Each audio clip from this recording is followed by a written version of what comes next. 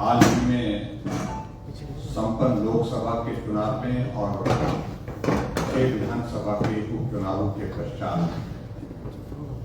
3 उपचुनाव और कुछ दिनों के अंतराल में, तो ये संभवतः हिमाचल के इतिहास में पहली बार है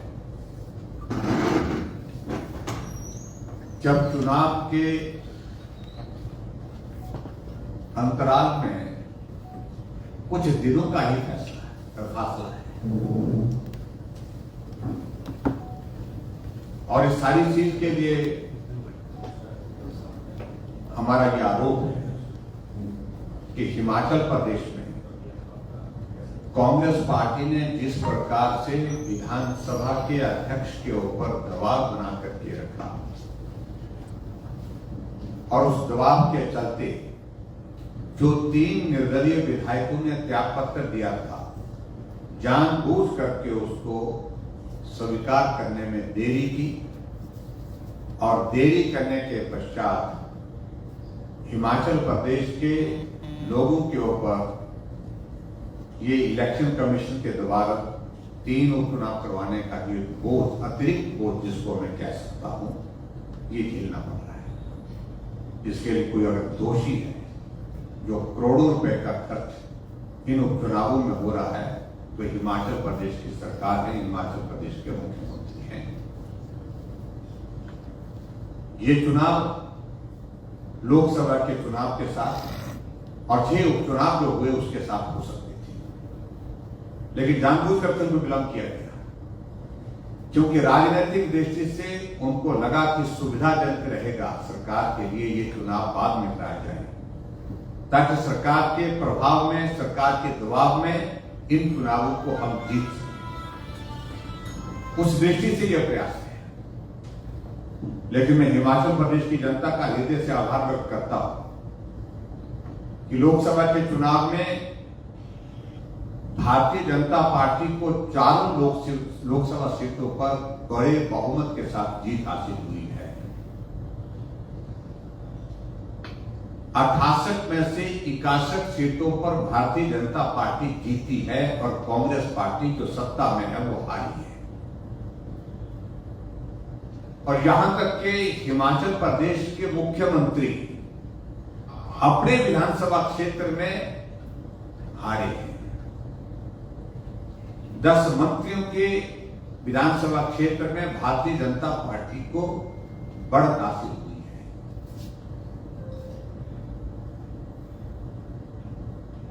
4 में से 1 सीट कांग्रेस के पास थी लोकसभा की मंडी की, जिसमें कांग्रेस पार्टी की अध्यक्षा सांसद थी प्रतिभा सिंह, वो सीट हमने कांग्रेस पार्टी से छीन ली है। 6 उपचुनाव 6 के 6 कांग्रेस पार्टी के विधायक थे, उसमें से 2 सीटें हमने छीन ली है। और अब जब 3 उपचुनाव हिमाचल प्रदेश में जो निर्दलीय विधायकों के त्यागपत्र देने के पश्चात हो रहे हैं, मैं इस बात को दावे के साथ कह सकता हूं कि हम बहुत बड़े बहुमत के साथ इन तीनों विधानसभा क्षेत्र में जीत हासिल करेंगे। नालागढ़ में भी, हमीरपुर में भी और देहरा में भी।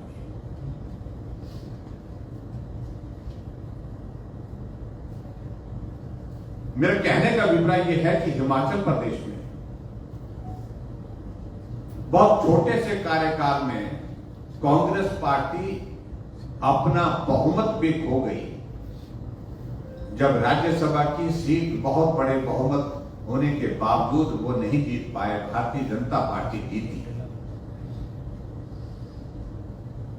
तो इसका अभिप्राय है कि सरकार हिमाचल प्रदेश की विधानसभा के अंदर बहुमत खो चुकी है।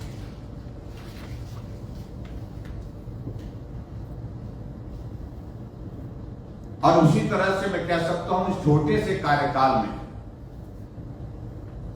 हिमाचल प्रदेश में सरकार बहुमत के साथ साथ में जनमत भी खो चुकी है, क्योंकि लोकसभा में 68 में से 61 सीटों पर भारतीय जनता पार्टी को बहुमत मिला है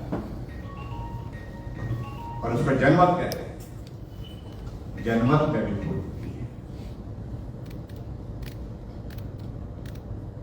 और इसके आगे बढ़कर के अगर मैं बात कहूं, हिमाचल प्रदेश की सरकार जो पिछले 16-17 महीने के कार्यकाल में हिमाचल प्रदेश में जिन बातों को लेकर के बदनाम की, भ्रष्टाचार की सारी सीमाएं टूट गई है। कानून व्यवस्था नाम की चीज हिमाचल प्रदेश में रही नहीं। विकास के कार्य एक कोने से दूसरे कोने तक बंद है, ताला लगा है। इन सारी बातों को ध्यान में रखते हुए हिमाचल प्रदेश की वर्तमान सुक्खू जी के नेतृत्व में जो सरकार है वो लोगों की नजरों में भी गिर चुकी है।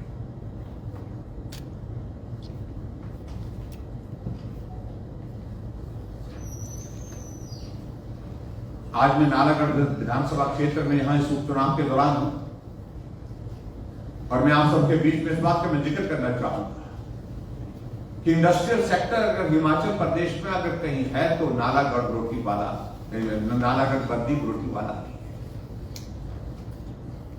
और यह इंडस्ट्रियल सेक्टर अगर यहां पर डेवलप हुआ था, ये उपलब्धि अगर किसी को जाती है, हमारे देश के पूर्व में प्रधानमंत्री रहे अटल बिहारी वाजपेयी, जब उन्होंने पैकेज किया था, उस पैकेज के अंतर्गत यहां पर इंडस्ट्रियल सेक्टर आया था।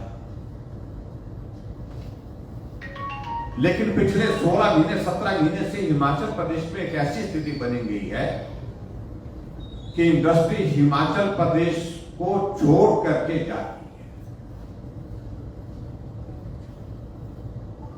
और उसकी सबसे बड़ी वजह कि जो एक्सटॉर्शन का एक माहौल यहां पर, लूट का एक माहौल हिमाचल प्रदेश में इंडस्ट्रियल सेक्टर में, इंडस्ट्रियल एरिया में जो चल रहा है, सरकार के संरक्षण में चल रहा है, उसके चलते इंडस्ट्री हिमाचल प्रदेश से बाहर जाने को विवश हो गई है। और कहां तो भारतीय जनता पार्टी की सरकार इंडस्ट्रियल सेक्टर को डेवलप करने के लिए हिमाचल प्रदेश में प्राइवेट सेक्टर का इन्वेस्टमेंट ज्यादा से ज्यादा से आए, और उसके लिए हमने ग्लोबल इन्वेस्टर्स मीट की जिसमें प्रधानमंत्री नरेंद्र मोदी जी भी आए। कहा हम वर्ल्ड ट्रक फार्मा जहां पूरे देश में 3 मिले, उसमें से एक हिमाचल प्रदेश में लाने में सफल हुए, ऊना। कहा मेडिकल डिवाइस पार्क हिमाचल पूरे देश भर में 3 मिले, उसमें से एक हिमाचल प्रदेश में लाने में हम सफल हुए। और कहा यहां पर स्थापित इंडस्ट्रियल सेक्टर जो है पलायन के लिए विवश हो रहा है कांग्रेस के नेतृत्व में। यह परिस्थिति आपके सामने है।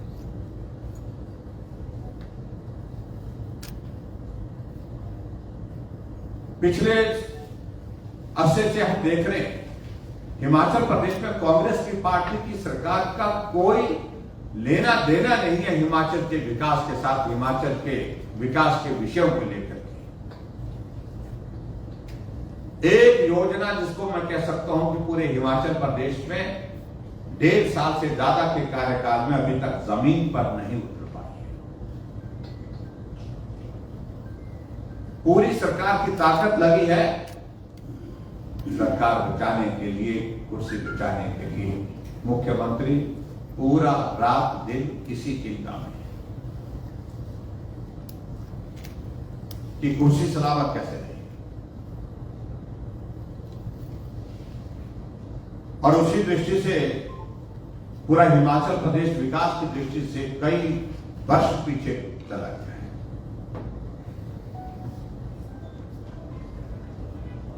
अगर विकास की दृष्टि से मैं इस बात को कह रहा हूं तो मैं नालागढ़ विधानसभा क्षेत्र का जिक्र आप सबके सामने मैं जरूर करना चाहूंगा। जब भारतीय जनता पार्टी की सरकार हिमाचल प्रदेश में थी, भले ही विधायक भारतीय जनता पार्टी के यहां से चुनकर नहीं आए थे, लेकिन उसके बावजूद भी नालागढ़ के गांव में अगर जाएंगे, किसी इलाके में जाएंगे, तो पिछले 5 वर्ष के कार्यकाल को आज भी लोग याद कर रहे हैं। जो मांगा नालागढ़ के विकास के लिए, वो नालागढ़ के विकास के लिए हमारी भारतीय जनता पार्टी की सरकार के दौरान दिया गया है। 21 स्कूल एक दिन में घोषणा किए और 21 के 21 स्कूल जो है नालागढ़ विधानसभा क्षेत्र में दूर दराज के इलाके में, कठिन इलाके में, वहां पर वो स्कूल आज फंक्शन कर रहे हैं। आज कांग्रेस के नेता अगर इस बात को लेकर के कह रहे हैं कि हम नालागढ़ के विकास की बात करते हैं, तो हम इनसे प्रश्न पूछना चाहते हैं, जो डिग्री कॉलेज हमने यहां पर नालागढ़ विधानसभा क्षेत्र के इलाके में दिया था, वरुणा में दिया था, उसको आपने छीना। नोटिफिकेशन होने के बाद, स्टाफ की सैंक्शन होने के बाद, बजट प्रोविजन करने के बाद भी आपने उसको बंद किया, उस कॉलेज को चलने नहीं दिया।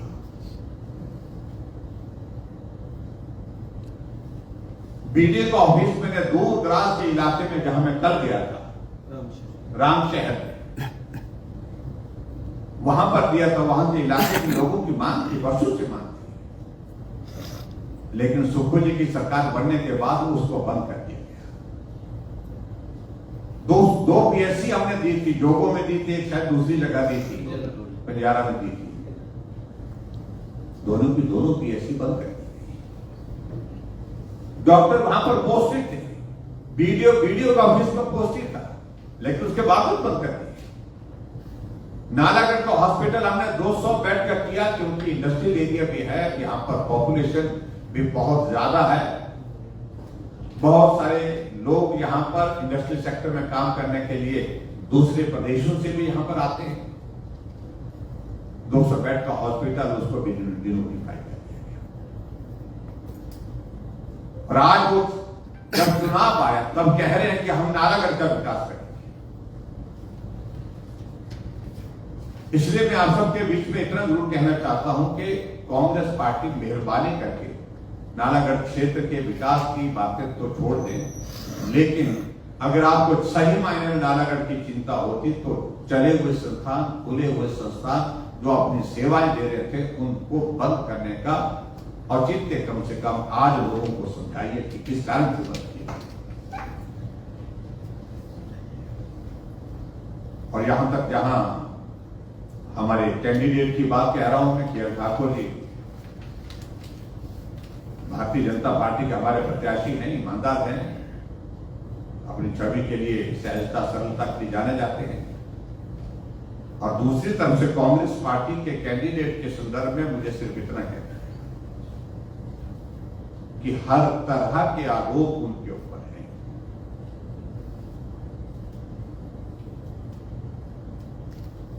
उनके ऊपर जो मामलों की संख्या जो बताई गई, जिसको सुन करके मैं हैरान हुआ हूं, वो संख्या 132 के करीब बताई गई अभी तक जो मामले दर्ज हुए। आप क्या कल्पना कर सकते हैं एक इस प्रकार से व्यक्ति से इस क्षेत्र का प्रतिनिधित्व करते हुए इस क्षेत्र के विकास के लिए। और मुझे इस बात को लेकर भी बहुत अफसोस है, ये जानकर के सचमुच में मुझे बहुत पीड़ा है। जो नशे का प्रचलन आज के समाज में बढ़ता जा रहा है, जो हमारी जनरेशन को, हमारी पीढ़ी को, हमारे नौजवानों को तबाह कर रहा है, उनको संरक्षण देने का काम भी कांग्रेस पार्टी के कुछ नेता करते हैं। और जिसमें से कांग्रेस पार्टी के जो यहां के जो कैंडिडेट हैं, इनके भी नाम का जिक्र आता है कि संरक्षण देने वालों में से ये भी। कोई पकड़ा जाए तो उसको छुड़ाने का काम करना, किसी को जमानत दिलाने का काम करना, मैं समझता हूं ये बहुत बड़ी चिंता का विषय है। और इस तरह से आप देख रहे हैं कि हिमाचल प्रदेश में जो आरोप लग रहे हैं, आरोप नहीं, ये हकीकत है। अभी बिलासपुर में आपने कुछ दिन पहले की घटना का जिक्र सुना होगा। कांग्रेस पार्टी के पूर्व विधायक का बेटा पंजाब से भाड़े पर गुंडे ला करके हथियार के साथ वहां पर हमला करने के लिए बिलासपुर की कोर्ट के परिसर में गोली चलाते हैं, और गोली चलाने के साथ साथ में एक नौजवान उसमें से घायल हो जाता है, गोली लगती है, जिसको मौके पर पकड़ लिया है लोगों ने। पुलिस ने नहीं, लोगों ने पकड़ा। और उसके पश्चात जो कांग्रेस के पूर्व विधायक का बेटा जो है तो एब्सकॉन्डिंग रहा। शायद उनको लगा कि सरकार हमारी है, संरक्षण मिल जाएगा, लेकिन हाईकोर्ट से जमानत जब नहीं मिल पाई तो उस सूरत में एक परिस्थिति ये आई कि आखिरकार उनको सरेंडर करना पड़ा और उनकी गिरफ्तारी की।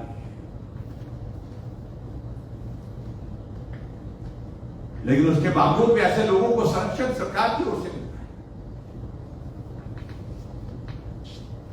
और यहां मैं नारायणगढ़ बद्दी में आता हूं, अब इन दिनों में चुनाव के दिनों में आना हुआ, हमारा आना कम होता,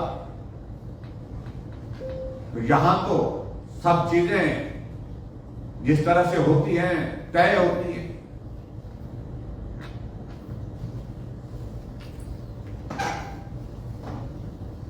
कबाड़ का काम एक बहुत बड़ा धंधा बन चुका है यहां,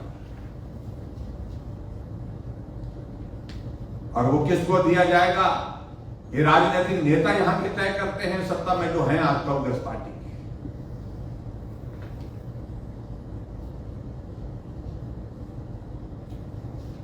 इसलिए इन तमाम बातों को ध्यान में रखते हुए मैं यही कहूंगा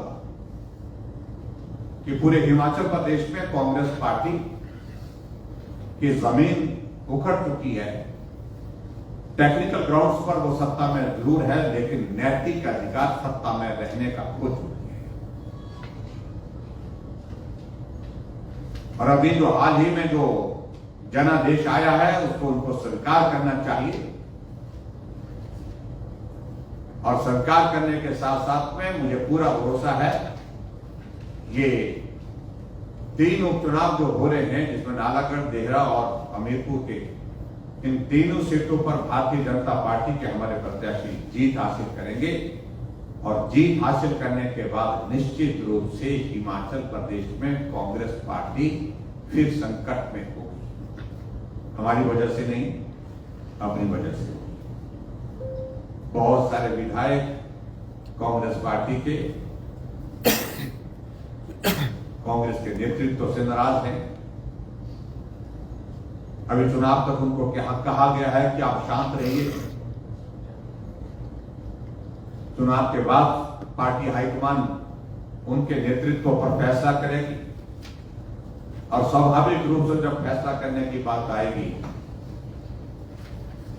तो कांग्रेस पार्टी में जो होने वाला है उसकी आप अच्छी तरह से कल्पना कर सकते हैं।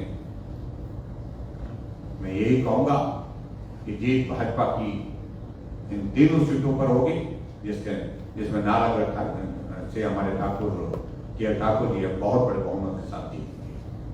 मुझे इतनी बात कहनी थी आप सबके बीच में। आप सब आए, आप सबका बहुत बहुत